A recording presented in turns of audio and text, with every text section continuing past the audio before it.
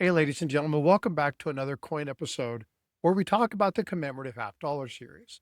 Today, we're going to be talking about a really cool coin, and this is the Vermont sesquicentennial half dollar. Now, this one was created in 1927 to celebrate the 150th anniversary of the Battle of Bennington. This carries great historical significance because not only did it embody the American early patriots, it actually had a massive impact in the outcome of the American Revolutionary War. Now, it was designed by Charles Keck. Now, Charles Keck was an accomplished sculptor, and he was known for his contributions in numismatic art. He had designed a coin that embodied Vermont's rich heritage. On the reverse side of this is the picture of the catamount. Now, the catamount is two things. One, it's a cat, but it also served as a local inn. This is a place where Bennington members would gather to remember the Revolutionary Patriots. So let's talk a little bit about the Battle of Bennington. Fought August 16th, 1777. This was a crucial pivoting point in the American Revolutionary War. Led by General John Stark, it was against British and Hessian troops that were commanded by Lieutenant Colonel Friedrich Baum. The battle was named after Bennington. However, it really wasn't in Bennington. It actually happened a few miles away, closer to New York. Stark's forces, comprised primarily of militia and Continental Army, were determined to halt the progress of British forces.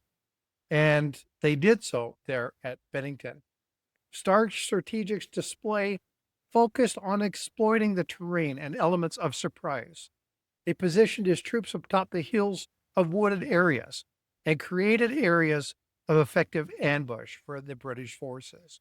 Utilizing these tactics, Brom's troops, initially confident in their superiority, soon were overwhelmed by the American resistance.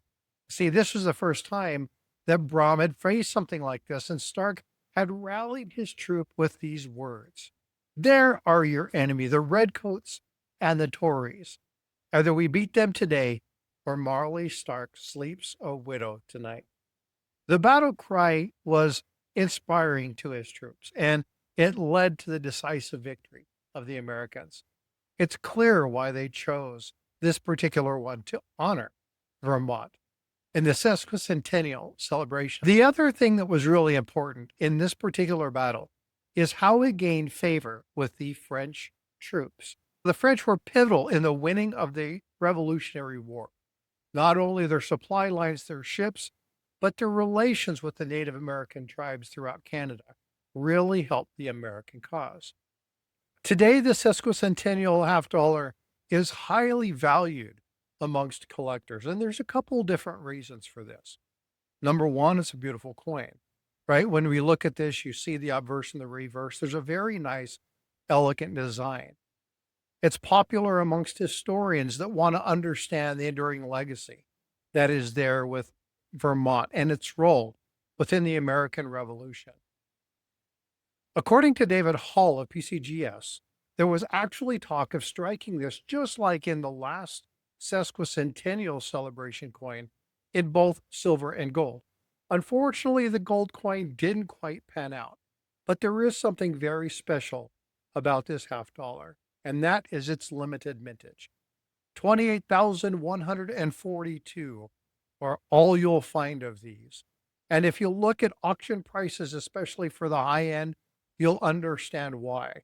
Auction record was set at $19,120.